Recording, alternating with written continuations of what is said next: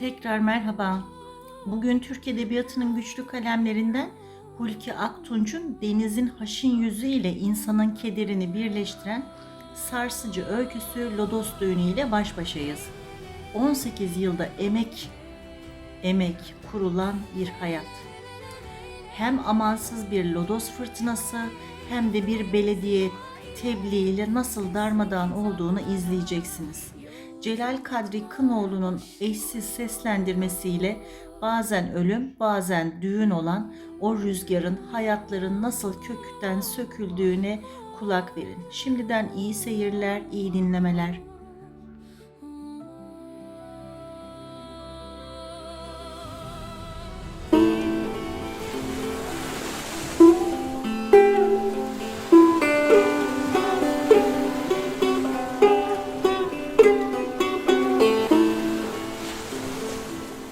Bizim işte Lodos'un kuzeyine düşmek bazen ölüm, bazen düğündür.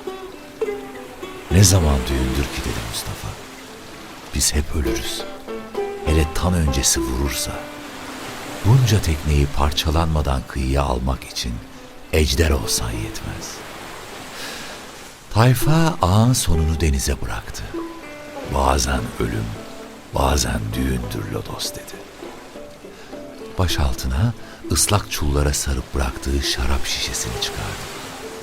İlk kez içer gibi baktı şişeye. Sonra büyük bir yudum aldı. Senin düğününde, ölümünde bu dedi Mustafa.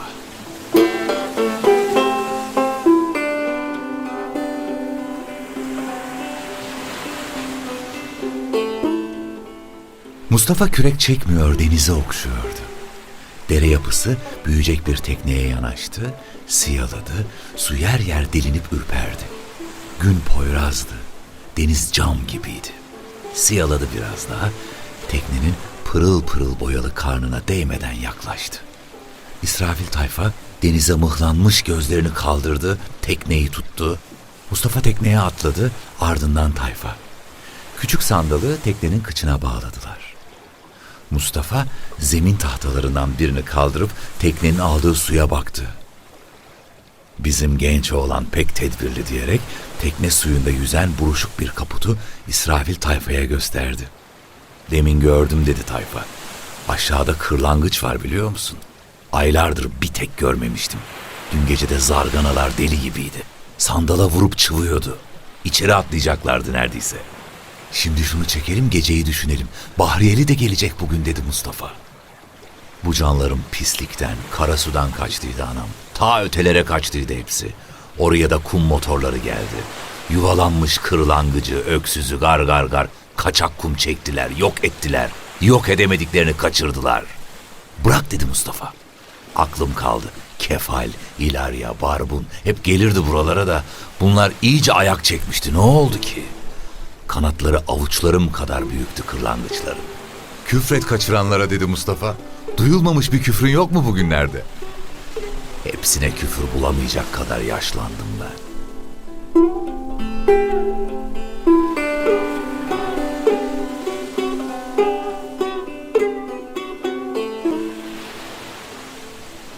Mavi gömlekli, lacivert pantolonlu, esmer, bıyıklarını buyruk üzere yeni kestiğinden iğreti matruş birisi, bir eli belinde, öbürü yapay deri bir çantaya yapışık geldi. Hey, kimse yok mu diye bağırdı. Var. Tahta teneke karışımı barakanın içinden çığırtkan, tatlı, cırlak, öfkeli bir kadın sesi geldi.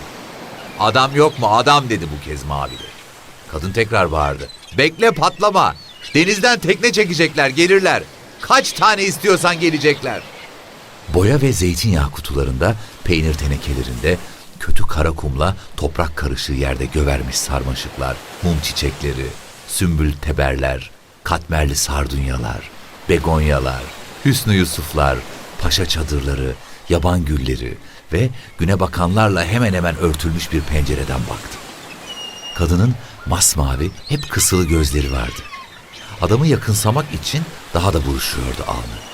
Durduğu yerde bile kemençe gibi devinen bir kadındı. Adamı görür görmez çekildi, dışarıya koştu. Bir tekneye dayanmış, denizi gözleyen Mavili'nin karşısında durdu. Sen zabıta mısın oğul dedi. Evet. Ben de Mustafa ile İbo'nun anasıyım. Bir şey mi var? Bana de. Bak ileride Mustafa ile tayfa. Büyük bir tekneyi kıyıya çekip kızaklayacaklar, gecikirler. Yo, gene onlara söyleyeyim ben dedim Mavili. Hafta sonuna kiralık sandal mı ayırtacaksın? Nişanlı mısın? Yoksa tekne mi alacaksın? Bakmaya bırakacaksan yer yok. Ha? Birini mi arıyorsun? Sustum Mavili. Yusuf'u sandalda uyurken vurdular. İsrafil tayfa adamları kovaladı. Ama denizden doğru kaçtılar. Sonra tayfayı tutup götürdüler ama bıraktılar. Sen kimi arıyorsun? Hayır, ben bir duyuruda bulunacağım dedim abi. De bana duyur diye diklendi kadın. Elini beline koydu, ağırlığını da tek ayağına verdi.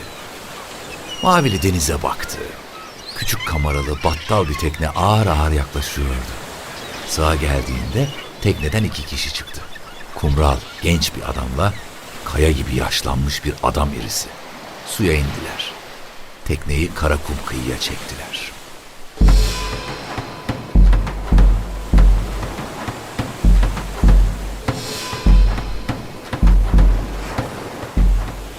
Mustafa ile İsrafil tayfa Poyraz'da cam durusu, Lodos'ta leş denizin içinden yavaş yavaş geliyorlardı.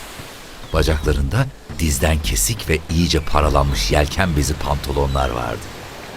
Belden aşağılarına yosunlar, nokta nokta midye yavruları, deniz anası parçaları ve karakum bezenmişti. Deniz şıpır şıpır damlıyordu ayaklarına. Geldiler. Tekneyi yarı yarıya suda bırakmışlardı. Kıç belli belirsiz sallanıyordu. Baş kıyıdaki kalın yosun atıkları üzerindeydi. Mavili'nin önünde durdular. Adamın yüzü birden değişmiş, acıklanmıştı. Mustafa ile İsrafil tayfa ilk söz karşıdan gelsin diye sustular. Adamı süzdüler. Adam elindeki çantayı iyice sıktı. Mavili İsrafil tayfaya yöneldi. "Buraya sen mi bakıyorsun?" dedi. Mustafa, "O burada her yere bakar. Bana söyle ne diyeceksen," dedi. Bir adım yaklaştı. "Bakın abi," dedi memur. "Yıkacakmışsınız burayı. Hem barakayı hem iskeleyi yıkacakmışsınız. Dubalarınızı da toplayacakmışsınız. 12 gün içinde bir şey kalmayacakmış bu kıyılarda." 12 gün içinde mi? Babamla tayfa 18 yılda yaptı burayı. İşte anam anlatsın, tayfa anlatsın dedi Mustafa. Niye yıkacağız? Mavili, Mustafa susar susmaz söze daldı. 2 gün içinde kamyonlar gelecek. Hafriyat toprağı, taş, curuf ne varsa dökecek bütün kıyıya. Sonra iş makineleri gelecek, her yeri düzleyecekler. Park, halk bahçesi olacak buralar. İşte kağıdınız burada. Belediye tebliğ tebellü istiyor. Bu yüzden şunu da imzalayacaksın dedi Mavili. Mustafa kağıda uzandı. Alınca her şey yitirilecekti. "Beni bulmamış olsan," dedi Mavili'ye. "Nerelere gideceğiz?" diye bağırdı kadın. Mustafa Mavili'nin omuzunu tuttu. "Bize başka bir yer gösterilecek mi?" dedi. "Onu da bilmem," dedi Mavili. "Bu yüzden de sen geldin ya," dedi İsrafil tayfa. Sonra çiçeklerin sardığı pencereye doğru yürüdü.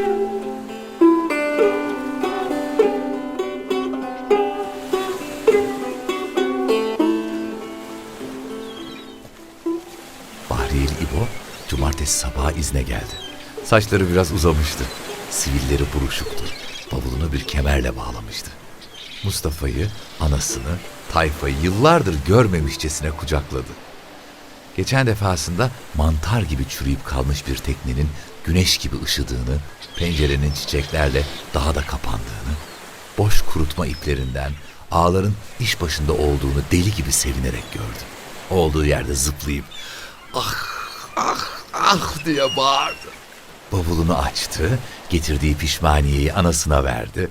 Mustafa'ya Yasemin ağızlık ve zeytin tesbih, İsrafil tayfaya da mavi yalımlı bir bağcı bıçağı getirmişti. Mustafa hemen kullandı ağızlığı.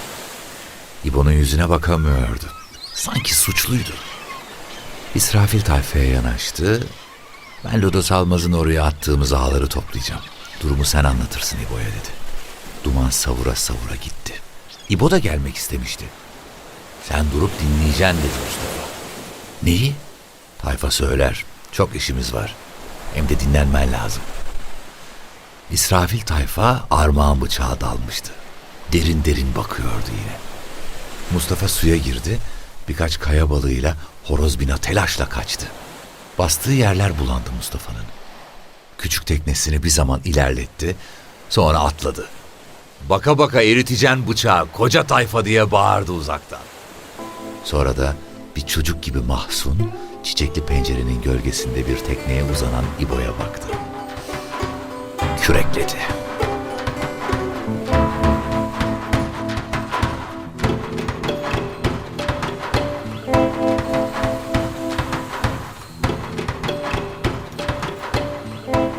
Mustafa'nın ağından bol izmarit çıktı.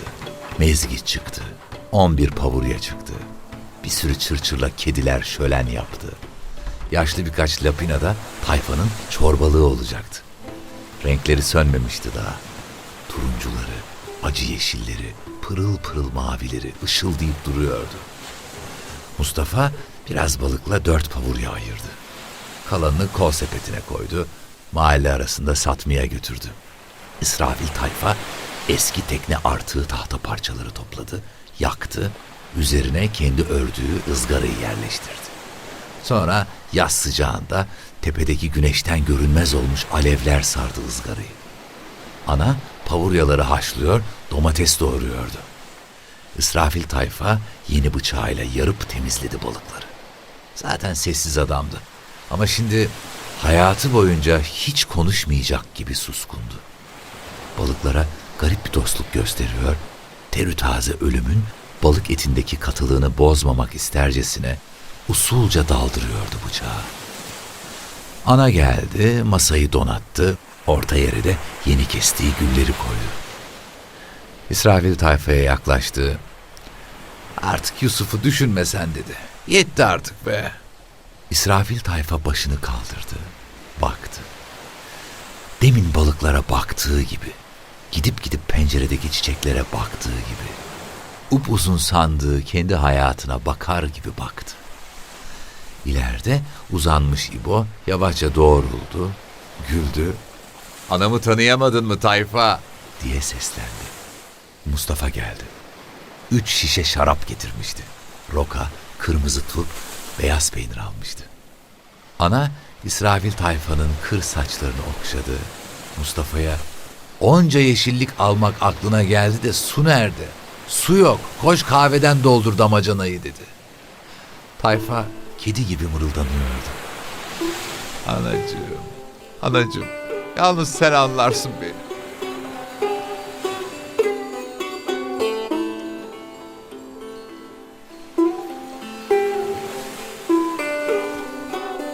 Sana niçin tantana dediklerini bilmez miyim dedi. Mutluydu. Bas bas bağırarak şarkılar söyleyen Mustafa'yla bardak tokuşturuyordu. Bana da derler oy tantana Mustafa. Bakma gülüm ellerin ettiği lafa. İbo ekliyordu. Derin düşünürsün neyin var tayfa? İsrafil tayfa 3. şarap şişesinin tabanına ağır bir yumruk attı. Mantar şişenin ağzında ilerledi. Burayı yıkacakmışız. Barakayı, iskeleyi, hepsini. Senin iznin gününde buraları yıkacakmışız dedi tayfa. Anlatmamış mıydın? Mustafa bütün bardakları doldurdu. Anlatacaktın hani ben ağ toplamaya gidince. Şimdi sen şarap almaya gideceksin. Ben de o zaman anlatacağım dedi İsrafil tayfa. Cebine davrandı. Bumburuşuk paralar çıkarıp verdi.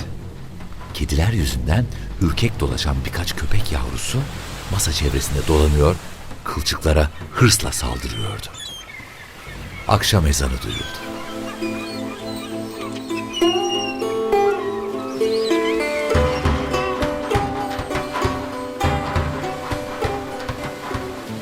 Kaç saattir ses yoktu.